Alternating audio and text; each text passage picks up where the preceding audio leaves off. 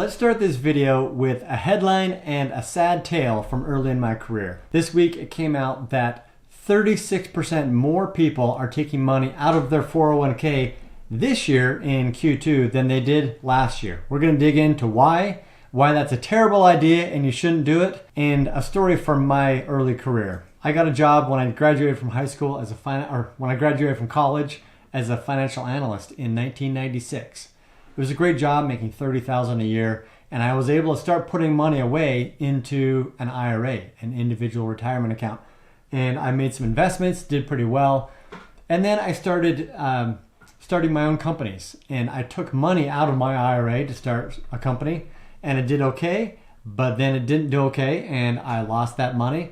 Then I went back and put money into my IRA again, and then I thought, I can borrow on that again, and I borrowed it. And this cycle repeated as I founded companies. Some did well, some didn't do well.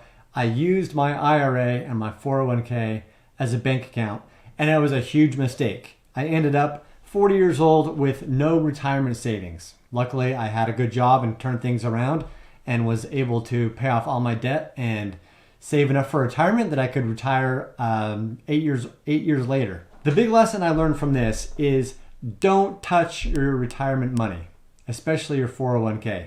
That is free money from your employer. Don't touch it. Why are Americans drawing out more money now than they were just a couple of years ago? Inflation. Inflation has caused the prices of everything to go up by overall across the board 15%.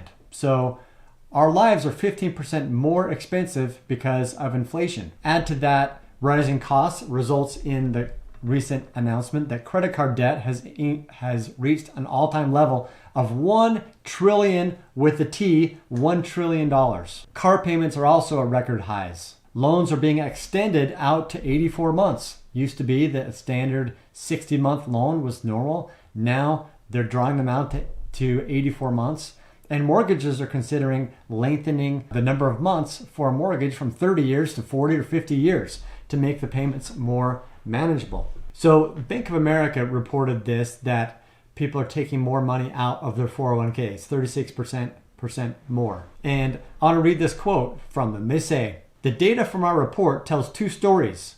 One of balanced growth, optimism from younger employees, and maintaining contributions, contrasted with a trend of increased plan withdrawals."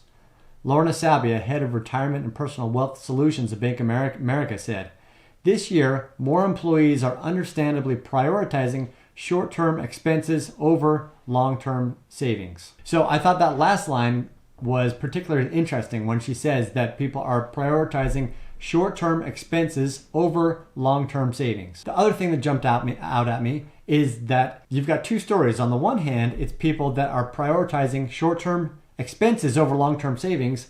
And the other hand, people are continually increasing the amount of money they're putting into their 401k. What is the difference between these two sides? All of our expenses are rising, generally at an equal rate as the economy is suffering through inflation, or has over the last couple of years. It's receded a little bit, but that may be temporary, may not. If you want to get the daily update on how the market is doing and how you can better be prepared with your own investments and your own personal finance, then join the newsletter, morningdownload.com, and get that in your inbox every day the market is open. So what's the difference between the people that are prioritizing short-term expenses and long-term savings and those that don't? Because as she said, you've got two different classes of people.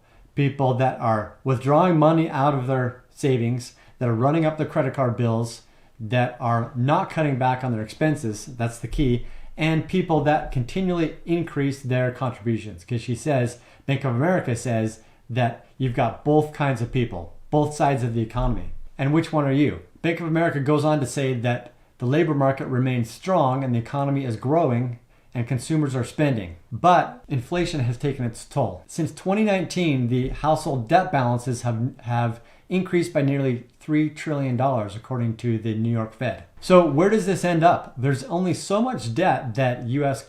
consumers can handle before delinquencies spike. Things might be going okay now. The economy is going okay now. There are a lot of jobs.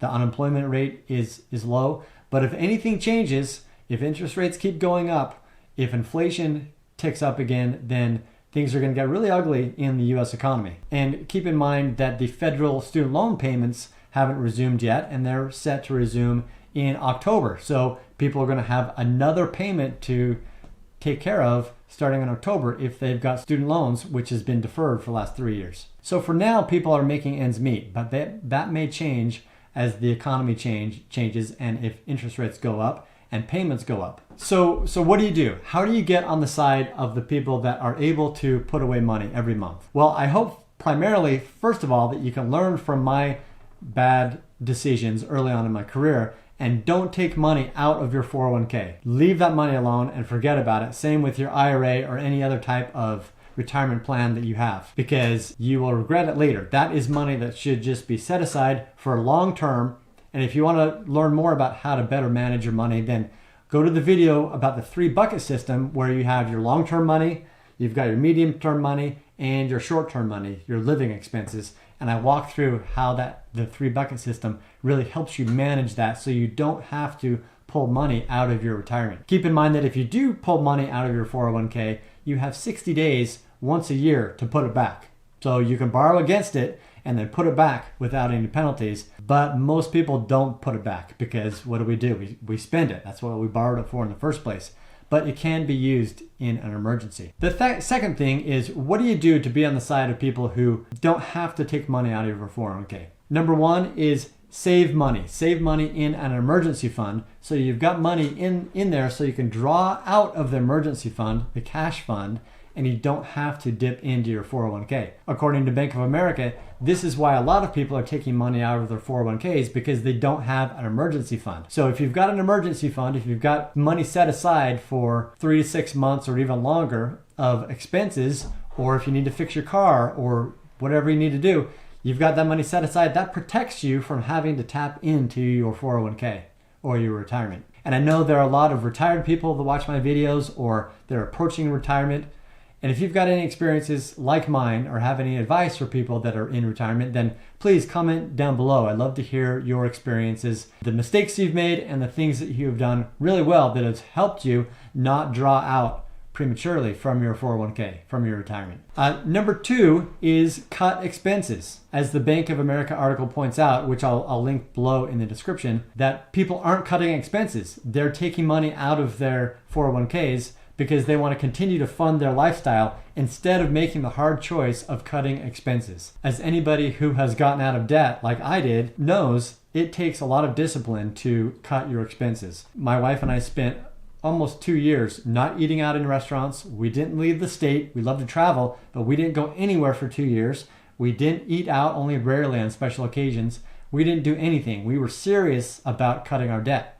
And it's the same thing. If you need to build up an emergency fund, cut out your expenses. Cut your expenses down drastically. Really evaluate every single purchase, and you'll be able to save more money. I know it's not easy for a lot of people to save money, but if you change your mindset and you really evaluate, I bet you can find some savings to build up an emergency fund so you don't have to take money out of your 401k. Number 3 is, don't take money out of your retirement unless it is an absolute emergency. Learn from my bad decisions. And number 4, if you can, strive to increase your contribution. Continue to contribute, because like anybody watching this video who's retired will tell you, that is how most people retire. They can continually contribute to their retirement funding over time, small amounts taken out of their paycheck. That is how most people who haven't started a company become wealthy. Most employed people that become wealthy do it through their 401k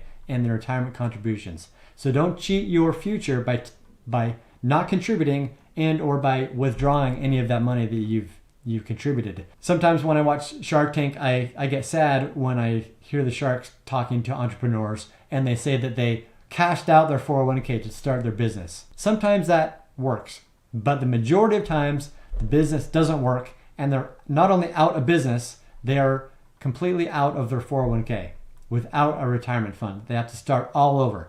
And especially if you're getting older, it gets harder and harder.